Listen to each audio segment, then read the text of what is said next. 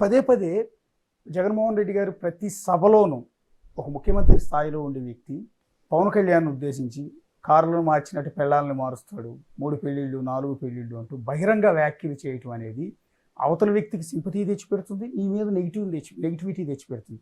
పైగా సీఎం స్థాయిలో ఉన్న వ్యక్తి బహిరంగంగా అలా మాట్లాడొచ్చా? అది పవన్ కళ్యాణ్ ప్లస్ అయింది కదా. డెఫినెట్గా ప్లస్ అయింది. దాన్ని ప్లస్గా చేసుకున్నాడు కూడా. ఇప్పుడు చిరంజీవి అలాంటి సందర్భం ఒకటి, చిరంజీవి వచ్చి సార్ సార్ సార్ అన్న టికెట్లది అదేదో చిన్న వీడియో క్లిప్ పెట్టినాడు. అంతకుముందు మాట్లాడినది అన్ని పక్కకు పోయినాయి. ఆ క్లిప్నే చూసి మా అన్నని ఇట్లా అంటారు ఇది అంటారు. పవన్ కళ్యాణ్ ఒక స్టాండర్డ్గా ఉంటాడు అనేది ఒక మాట మీద ఈరోజు ఏది చెప్తాడో దాన్ని మళ్ళీ కంటిన్యూ చేస్తాడని ఏం లేదు. ఎందుకంటే చంద్రబాబుని ఎలా తిట్టాడు, బీజేపీని ఎలా తిట్టాడు, లేకుంటే అందరిని ఎలా తిట్టాడు, మళ్ళీ ఇప్పుడు ఎలా పొగుడుతున్నాడు, మళ్ళీ ఎలా తిడతాడు, ఇవన్నీ అతను వదిలే. కానీ మీరు అంటున్నట్టుగా భారతీయ సంస్కృతిలో భాగంగా అలాంటివి తప్పు అని చెప్పే ప్రయత్నం చేసినట్టు, కానీ ఆ చెప్పే విధానం అనేది ఆ పద్ధతి కాదు అని నేను అనుకుంటున్నాను.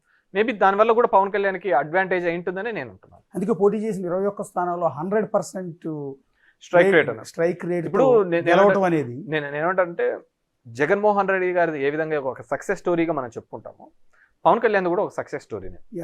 ఎందుకంటే నిలబడిన అన్ని చోట్ల ఓడిపోయి ఒక ఎమ్మెల్యేతో గెలిచి ఆ ఎమ్మెల్యే కూడా పక్కకు పోయి 2 చోట్ల ఓడిపోయి కూడా తిరిగి బౌన్స్ బ్యాక్. సరే అతను ఏదో నా వ్యూహం నాకుంటుందన్నాడు, సరే అతనిలాగా ఎవడు మాట్లాడలేదులే, అంటే కులాల పరంగా కానీ మతాల పరంగా అంత ఓపెన్గా మాట్లాడి నా కులం నాతో ఉండాలా అనే మనం.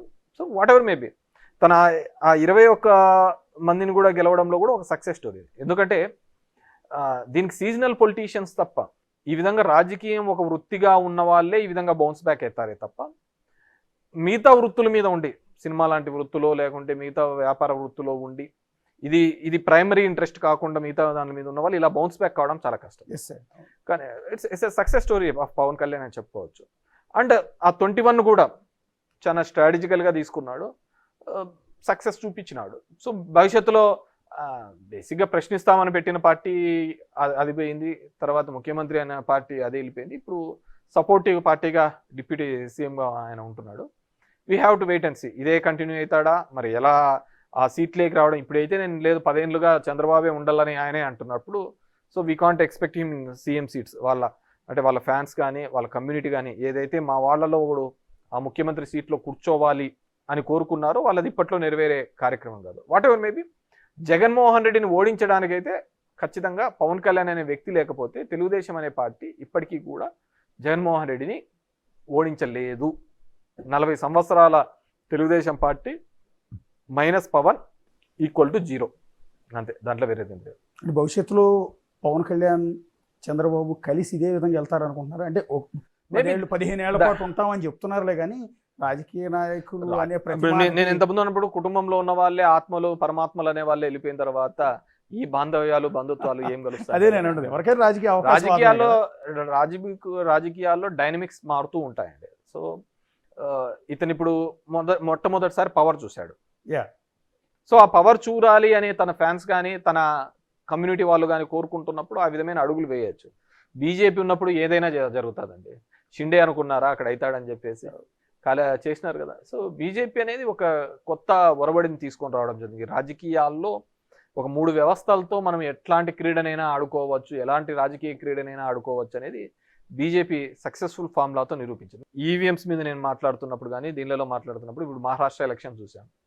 ఖచ్చితంగా 6 నెలల కిందట జరిగిన ఎంపీ ఎలక్షన్స్లో బీజేపీ వాళ్ళ కూటమి 10 సీట్లు వచ్చినాయి. 30 అగెనెస్ట్ కాంగ్రెస్కి వచ్చినాయి. ఏమంతా 5 నెలల్లో మారిందని చెప్పి 225 సీట్లు వచ్చినాయి చెప్పండి. దట్టు షిండే నాయకత్వంలో ఎలక్షన్స్ పోయినారు. అక్కడ ఏమంత డెవలప్మెంట్ జరిగింది, ఏమంత అద్భుతాలు జరిగాయి. So there is some manipulation is going on. ఎందుకంటే నేనేమని నమ్ముతానంటే ఈ ఫోన్ అనేది ట్యాప్ చేయాలనుకున్నప్పుడు ఆ మిషనరీ ట్యాప్ చేయడం అనేది పెద్ద విషయం కాదు.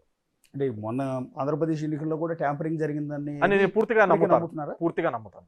అలా నమ్మకపోతే సుప్రీంకోర్టు ఇచ్చిన గైడ్లైన్స్ ప్రకారం ఎస్ఓపి కౌంటింగ్ చేయాలి, ఈవీఎంలు అనేది కౌంట్ చేయాలి అని ఇచ్చినప్పుడు దానిలో ఎంత ఉండాలి అనేది వీళ్ళు ఆ పద్ధతి కాకుండా మొత్తం అదంతా 0 చేసి మళ్ళీ ఓట్లన్నీ వేయించి అవి ఎంచుతామనే పద్ధతికి ఇప్పుడు వాళ్ళు కొత్త ఎస్ఓపి తీసుకొని వచ్చినారు, స్టాండర్డ్ ఆపరేటింగ్ ప్రొసీజర్స్. నేనేమంటే ఒక హుండీలో లెక్కేయాలన్నప్పుడు హుండీలో ఎంత డబ్బు ఉందని లెక్కేయాలి, కానీ హుండీ డబ్బులన్నీ పక్కకేసి నువ్వు మళ్ళీ డబ్బులు వేసి అది ఎంచుతామంటే ఎట్లా సేమే ఉంటుంది. ఎలక్ట్రానిక్ గ్యాడ్జెట్స్ అనేది ఏది వాడినా కానీ అది కాంప్రమైజ్డ్ అవుతాయి. అంటే 2019లో మీకు 151 వచ్చినప్పుడు కూడా టీడీపీ అదే ఆరోపణ చేసింది. డెఫినెట్ గా Something ఏదో జరిగింది. నేను అప్పుడు మాకు 150 రాని, భవిష్యత్తులో 170 రాని, ఇంకోటి రాని, కానీ ఎలక్ట్రానిక్ మిషనరీతో ఓటింగ్ అనేది జరగకూడదు అనేది నేను ఫమ్ గా బిలీవ్ అవుతాను. ఇప్పటికైనా మారాలని. ఎందుకంటే నేను నిన్న కూడా చెప్పాను, ఈ దేశంలో ప్రజాస్వామ్యం అనేది పెద్ద బూతుగా అయింది. ఎలక్షన్స్ అనేది ఒక హేళనగా అయింది. ఎప్పుడో టీఎన్ శేషన్ కాలంలో మనం చూసాం ఎలక్షన్ కమిషన్ కంటే అంత రైట్స్ ఉంటాయి, అంత పవర్స్ ఉంటాయని. ఎందుకంటే నేను కూడా చెప్తున్నాను, ఇప్పుడు 94లో మా నాన్న ఇండిపెండెంట్గా నిలవనప్పుడు 500తో ఓడిపోయినప్పుడు మేము రిగ్గింగ్ చేసుకున్నాం. 99లో రిగ్గింగ్ చేసుకున్నాం. ఆ రోజు పేపర్ మీద ఉంది కాబట్టి రిగ్గింగ్ చేసుకుంటున్నాం. ఇప్పుడు మారింది, టెక్నాలజీ మారింది, ఈవీఎంస్తో రిగ్గింగ్ జరుగుతున్నాయి. అంతకంటే వేరేది ఏంది కానీ లేదు. 75 సంవత్సరాల మన ఇండిపెండెన్స్ అవ్వచ్చు, రాజ్యాంగం వచ్చినా కానీ ఇప్పటికీ కూడా చట్టాలు ఎప్పుడూ కూడా అధికారంలో ఉన్న వాళ్ళకి అది చుట్టంగానే ఉంది తప్ప ఎక్కడే కానీ రియల్గా నడుస్తోంది అనేది ఎక్కడా కానీ జరగటం లేదు. నేను దాని మీద స్టిక్ అయి ఉంటాను. సార్ ఓకే, ఇప్పుడు మీ కాన్స్టిట్యున్సీ వద్దాం. ఇప్పుడు మీ ఓటమి సత్యకుమార్ మీద కాకుండా పరిటాల శ్రీరామ్ మీద అయి ఉంటే బాగుండేది అని అనిపించింది ఎప్పుడన్నా? ఎవరి మీద ఓటమి రాకూడదనే కోరుకుంటాము. దానికి అంటే ఓడిపోవటం అనేది ముందు వచ్చిన సత్యకుమార్ ఏ దెబ్బ అయితే వాంతో కొట్టించుకున్నా, ఈయంతో కొట్టించుకున్నా ఒకటే దెబ్బలే కదా పడేది. అలానే కాదు నేను అనేది. బేసిక్గా ఒక రాజకీయాల్లో మీరు ఇంతకుముందు అన్నట్టుగా ఎందుకు నిస్తేజపన్నారు, ఎందుకు అంటే అరే నేను 5 ఏళ్ళు 6 ఏళ్ళు అంటే నాకు మొదటి నుంచి కూడా నా ధర్మవరం నియోజకవర్గంలో, సరే ఇప్పుడు సోషల్ మీడియాలో వచ్చి గుడ్ మార్నింగ్ అనేది తెలిసిండొచ్చు, కానీ నేను 2008 నుంచి తీసుకొని వచ్చి ధర్మవరం నియోజకవర్గంలో జరిగిన ప్రతి అభివృద్ధికి కూడా కారణం నేను. మీరు ఎక్కడైనా ఏదైనా చూసుకోండి, అది నా పేరు మీదనే ఉంటుంది, నేను చేసిన అభివృద్ధి. కానీ సరే అంటే నా సొంత డబ్బులేం కదా, ప్రభుత్వం నుంచి తీసుకొని వచ్చి ఒక వారధిగా నేను పనిచేసినాను. ప్రజలకు అందుబాటులో ఉన్నాను. ఎన్నో అలిగేషన్స్, ఎన్నో తిట్లు, అనవసరమైనవి అన్నీ భరించి అన్నీ చేసి ప్రజలకు అందుబాటులో ఉండి ఒక పేదవాడికి ఏ కష్టం వచ్చినా, ఇప్పుడు నేను 27,000 ఇండ్లు మిగతాదంతా సెంటు కట్టించిన, నేను 2 సెంట్లు ఇచ్చిన. అన్ని చేసిన తర్వాత ఎవరో ఒక 2.5 నెలకు వచ్చి అతను ముఖ్యోడు తెలుదు, మొహమేవుడు తెలుదు, ఎలా ఉంటాడు తెలుదు, అతని ఆలోచన విధానం తెలుదు, అతను చేసిన మంచి ఎందుకు చెడు తెలుదు, ఊరికనే ఒక హైప్ మీద 2.5 సంవత్సరాలు మా కులమనో లేకుంటే ఇంకోటనో ఓట్లు వేసి గెలిపిస్తే ఇంకా మనం పని చేయడం వల్ల ఏం ఉపయోగం అనేది నన్ను నిజంగా చాలా బాధించింది. 4 పిల్లలా? పెద్ద పాప ఎవరు? ఎంతరా నీ వయసు? 7. నెక్స్ట్ పాప ఎవరు? నీకెంత? 5. 3 ఏళ్ళ పాప ఎవరు? 3 ఏళ్ళు. సంవత్సరం పాప ఇది ఉయ్యాల్లో ఉందా? ఇప్పటికైనా యుద్ధం ఆగిందా లేదా? కుటుంబాన్ని అంతా వదిలిపెట్టి ఇప్పుడు నేను బయటికి కనపడేంత వరకు నేను తిరుగుతున్నాను. నా వైఫ్ తిరిగింటుంది, ఒక 2-3 సార్లు తిరిగింటుంది టౌన్ అంతా.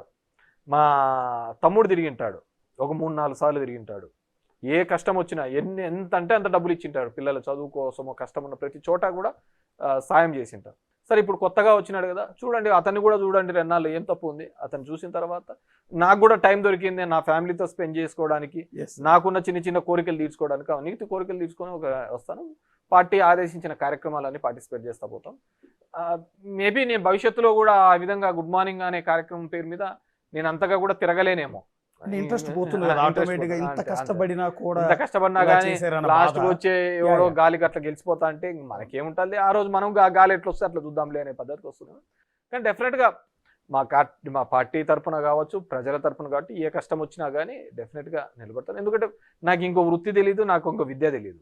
చివరిగా ఒక మాట అంటే, మీ బాబాయ్ గారు పెద్దారెడ్డి గారు తాడిపత్రిలో జేసీ ఫ్యామిలీని ఎదుర్కొని నిలబడిన ఏకైక వ్యక్తి అని చెప్తూ ఉంటారు.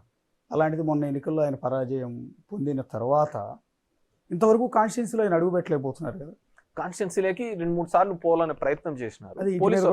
అటాక్ జరిగింది కదా, ఇంటి మీదకి జరగలేదు. అది సోషల్ మీడియాలో వచ్చినదంతా ఎలక్షన్స్ రిజల్ట్స్ మధ్యలో వచ్చిన గొడవ సోషల్ మీడియాలో. కానీ ఇంటి మీదకి అటాక్ జరగలేదు. కానీ పోలీసు వాళ్ళు ఎస్పీ గారిని ఒక 10 సార్లు కలిశారు.